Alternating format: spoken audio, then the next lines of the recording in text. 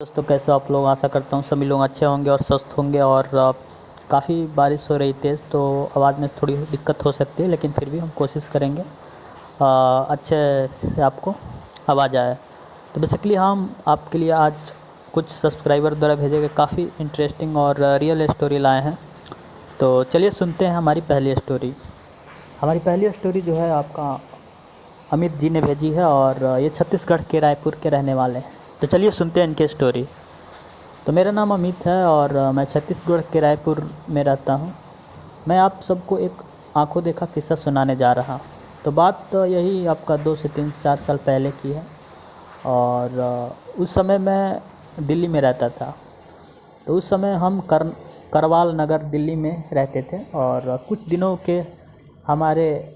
दिनों से हमारे मोहल्ले में एक चुड़ैल घूमने की अफवाह फैली हुई थी। तो कुछ लोगों का कहना था कि उन्होंने एक डरावनी औरत को रात के समय घूमते हुए देखा है। वह कभी पैरों की छत पर, तो घरों के दीवारों पर, कभी गलियों में घूमती हुई दिखाई देती थी। तो इस वजह से लोगों ने छत पर सोना बंद कर दिया था। अंधेरा होते ही गलियां सुनसान हो जाती थी। एक दिन मोहल्ले के लोग ने मिलकर रात भर पहरा भी दिया, मगर इससे कोई नहीं दिखा। मुझे इस बात पर बिल्कुल विश्वास नहीं था। जो भी चुड़ैल की बातें करता था, मैं उसका मजाक उड़ाता था। मेरा मानना था कि ये लोगों का वहम है, या तो कोई इंसान लोगों को डरा रहा है। तो एक रात घर की लाइट गई हुई थी। सभी लोग अंदर गर्मी में सोए हुए थे।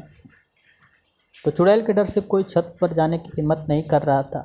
मुझे भी ऊपर जाने की मनाही थी। मगर जब मैं गर्मी सहन नहीं हुई, तो मैं अपना बिस्तर उठाकर छत पर चला गया। और छत पर पहुंचकर मैंने देखा कि एक औरत छत के मुंडेर पर बैठी है, मतलब जो दीवार होता है उस पर बैठी थी। और उसके हाथ में मांस का एक टुकड़ा था, जिससे वो खा रहे थे।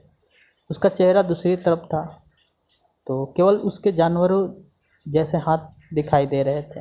ये सब देखते ही मेरी हालत काफ़ी ख़राब हो गई। मैं अपना बिस्तर वहीं छोड़ नीचे भाग गया और दरवाज़ा अच्छी तरह बंद कर लिया। उस दिन से मुझे भी चुड़ैल की बातों पर विश्वास हो गया। अगले कुछ दिनों तक चुड़ैल देखे जाने की घटनाएं होती रही। बस कुछ दिनों के बाद चुड़ैल दिखना बंद हो गया।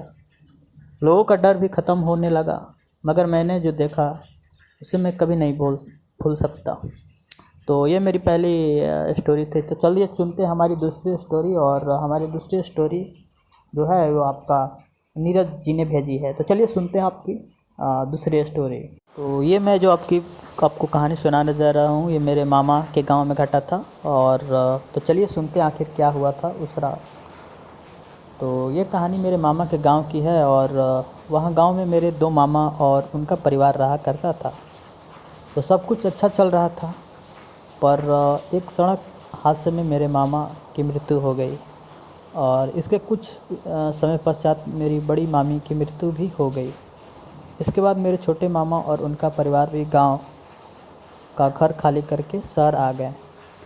पर कुछ महीने बाद मेरे छोटे मामा को गांव के घर जाना पड़ा, और उसकी चूँकि मरम्मत करवाने के लिए, तो उन्होंने गांव में मरम्मत का काम शुरू कर दिया। और करीब 2 दिन के बाद शाम को मरम्मत का काम ख़त्म करके छोटे मामा जो थे वो रात को करीब आपका 11 बजे छत पर खड़े थे। तो उन्होंने देखा कि नीचे मेरी बड़ी मामी खुले बालों में आंगन में टहल रही थी। यह नज़ारा देखकर मेरे मामा की आंखें फट गई और वो तुरंत नीचे की ओर भागे। जैसे ही वो सीढ़ियों के पास पहुँचे, उन्होंने देखा कि मेरी बड़ी मामी नीचे से चौथी सीढ़ी पर बैठी थी और पीछे गर्दन करके उन्हें घूर रही थी। यह देखकर मेरे मामा बुरी तरह डर गए और अपना होश खो बैठे। इसके बाद उन्होंने सुबह जब होश आया तो पड़ोसियों के घर चले गए और उन्होंने पड़ोसियों को पूरा नज़ारा सुनाया। इसके बाद मेरे मामा की तबीयत पूरी तरह ख़राब हो गई। वो जल्दी से शहर आ गए और उस रात को कभी भूल नहीं पाए। तो ये हमारी दूसरी कहानी थी। और हमारी जो तीसरी कहानी है यह आपका नवल किशोर जी ने भेजी है, और विशाखापट्टनम के रहने वाले हैं। तो चलिए सुनते हैं इनकी स्टोरी। मेरा नाम नवल किशोर है। मैं विशाखापट्टनम में रहता हूँ। और ये जो कहानी है वो विशाखापट्टनम की ही है। हम नेवल कॉलोनी, नौसेना 12 में रहते थे और हमारी बिल्डिंग का नाम कावेरी था। वहाँ एक अफवाह था कि लिफ्ट में भूत हैं और दरअसल एक औरत ने 14वीं मंजिल से कूदकर जान भी दे दी थी। तब से लोगों का कहना था कि उस औरत का भूत लिफ्ट में दिखता है। खैर, हमारा घर तीसरी मंजिल पर था। वैसे मुझे भूत वाली बात पर ज़्यादा विश्वास नहीं था, पर फिर भी मुझे रात को लिफ्ट में जाने से डर लगता था। वैसे मुझे लिफ्ट की ज़रूरत भी नहीं थी। तो एक दिन मैं अपने एक दोस्त के साथ घर वापस आ रहा था और वह भी उसी बिल्डिंग में ही रहता था। तो क्या हुआ कि उस समय रात के करीब 9 बज रहे थे और हमें लिफ्ट में से जाने में डर लग रहा था, मगर हम एक दूसरे को दिखाना नहीं चाहते थे कि हमें डर लग रहा है। इसलिए हम लिफ्ट में घुस गए।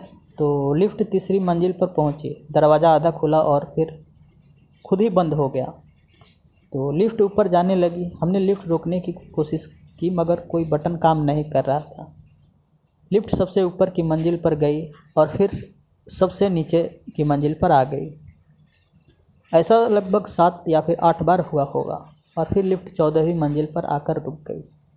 लिफ्ट का दरवाज़ा अपने आप ही खुल गया। हम बहुत डर गए थे। हम जल्दी से लिफ्ट से बाहर निकलकर नीचे की ओर भागे और अपने अपने घर में घुस गए। घर में सब ने पूछा कि यहाँ क्यों रहा हो। तो मैंने बहाना बना दिया कि दोस्त के साथ रेस लगा के आ रहा हूँ, और उस दिन के बाद मैंने कभी दिन में भी लिफ्ट का इस्तेमाल नहीं किया। तो ये मेरी कहानी थी और चलिए सुनते हैं हमारी जो नेक्स्ट कहानी है वो आपका। तो मेरा नाम राहुल है और मैं आपको ये जो कहानी बताने जा रहा हूँ वो मेरे दोस्त नीलेश के साथ घटा था। तो क्या थी इस कहानी और क्या हुआ था उस कमरे नंबर 13 यानी 13 में, तो आइए सुनते हैं। तो ये जो मेरी कहानी है काफ़ी रियल है और ये मुझे नीलेश ने बताया था। तो दरअसल मैं आपको बताना चाहता हूँ कि नीलेश की बहन नीलिमा और उसकी साली नीतू की आप बीती आप लोगों को बताता हूँ। तो कुछ दिनों पहले नीलेश ने मुझे बताया था कि उसकी बहन की मौत हो गई है। यह सुनकर मैं बहुत दुखी हो गया और मैंने उसकी मौत का कारण पूछा तो उसने पूरी घटना मुझे सुनाई। कुछ दिनों पहले नीलेश उसकी बहन नीलिमा और साली नीतू के साथ कहीं घूमने गए थे। तो नीलेश की बहन और नीतू दोनों बहुत अच्छी दोस्त भी थी। तो लौटते वक्त काफ़ी रात हो गई थी। रास्ते में उसकी बहन की तबीयत ख़राब हो गई और उसे काफ़ी ठंड लग रही थी। हमारा घर अभी 100 किलोमीटर लगभग दूर था और रास्ते में कोई भी रुकने की जगह नहीं मिल रही थी। थोड़ी देर के बाद हमें एक होटल दिखाई दी। तो नीतू ने होटल में रुककर उसकी बहन को आराम देने को कहा।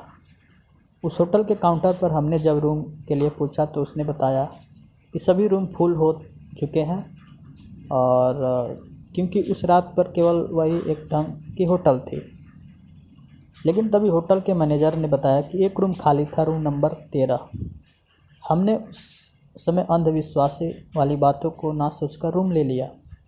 और जैसा कि आप लोगों को जानते हैं कि रूम नंबर 13 अशुभ माना जाता है और कई होटलों में इस नंबर का कोई रूम नहीं होता। लेकिन ये होटल कई साल पुराना था। जैसे ही वो तीनों उस रूम में गए तो उन्हें नेगेटिव एनर्जी महसूस हुई और एक अजीब सी मनहूसियत थी। और उस रूम की कंडीशन तो ठीक थी, लेकिन ऐसा लग रहा था जैसे बरसों से यहाँ कोई रहने नहीं आया हो। उन्होंने कुछ ज़्यादा नहीं सोचा। अब वो अपनी बहन नीलिमा के लिए काउंटर से पेन किलर लेने गए और कुछ दवाइयाँ भी। तो काउंटर से टेबलेट लेकर जैसे ही रूम में आया तो देखा कि उनकी बहन बालकनी में खड़ी बातें कर रही थी। नीलेश ने सोचा नीतू और उसकी बहन दोनों बालकनी में बातें कर रही हैं, लेकिन जैसे ही उसके पास गया तो उसकी बहन के अलावा कोई नहीं था। तो उसने उसकी बहन से पूछा कि तुम किससे बातें कर रही थी। तो उसने सिर्फ सर हिलाकर मना कर दिया। तभी नीतू वॉशरूम से आई। नीलेश घबरा गया। अगर नीतू वॉशरूम में थी तो नीलिमा किससे बात कर रही थी। नीलेश ने नीलिमा को टेबलेट दी और सो जाने को कहा। अब नीतू और नीलिमा दोनों बेड पर सो गए और नीलेश सोफे पर सो गया। सुबह जब क्लीनर कमरे की सफाई के लिए आया तो दरवाज़ा खुला था, और वो जब अंदर आया तो देखा कि कमरे में खून ही खून था। नीलिमा मर चुकी थी और क्लीनर जोर से चिल्लाया तो मेरी नींद खुल गई और देखा कि नीलिमा की मौत हो चुकी थी। नीतू बहुत बेहोश हो गई थी। नीलेश ज़ोर ज़ोर से रोने लगा और मैनेजर को बुलाया। मैनेजर ने तुरंत एम्बुलेंस को बुलाया और दोनों को हॉस्पिटल ले गया। नीलिमा तो मर चुकी थी, लेकिन नीतू को थोड़ी देर में होश आ गया। जैसे ही नीतू को होश आया, उसने पीछे उसकी बहन की आत्मा थी तो उससे बोल रही थी, तूने मुझे मार दिया। यह कहकर वो गायब हो गई। नीलिमा काफ़ी बुरी तरह डर गई। अब नीलेश ने नीतू से सारी घटना पूछी तो उसने बताया कि रात को जब मैं पानी पीने उठी, रात तो देखा तो नीतू फिर से बालकनी में बैठी थी और कुछ बड़बड़ा रही थी, और मैं जैसे उसके पास गई और उससे पूछा कि वो क्या कर रही है, तो उसने मुझे ज़ोर से धक्का दिया और मेरा सर दीवार से टकरा गया और मैं बेहोश हो गई, और इसके अलावा मुझे कुछ याद नहीं। जैसे ही नीतू हॉस्पिटल में छूटी तो वो नीलेश के साथ उस होटल में गई और उनसे काउंटर पर मैनेजर से बात करने को कहा। तो उसने बताया कि आपकी घटना के दूसरे दिन मैनेजर की मौत हो गई थी। वो दोनों शॉक हो गए। उन्होंने क्लीनर से माजरा जो है समझने की कोशिश की तो उसने बताया कि आप जिस रूम में रुके थे वो प्रेत बाधित था। वो हॉन्टेड रूम था और उसमें कोई नहीं रुकता था, और रात में वहाँ कोई नहीं रुकता, लेकिन मैनेजर ने पैसों के चक्कर में रूम आपको दे दिया। इस रूम में पहले भी 2 मौत हो चुकी है। अब सारी बात नीलेश को समझ में आ गई, और इस घटना के बाद नीलेश काफ़ी सदमे में चला गया और कभी किसी होटल में नहीं रुका। तो दोस्तों, आशा करता हूँ आपको ये कहानी अच्छी लगी होगी, और तो आज अच्छी लगी तो प्लीज़ आप नए हो तो चैनल को सब्सक्राइब कीजिएगा, लाइक कीजिएगा और कमेंट कीजिएगा आपको यह स्टोरी कैसी लगी। और तब तक मिलते हैं किसी नेक्स्ट वीडियो में। तब तक बाय एंड टेक केयर।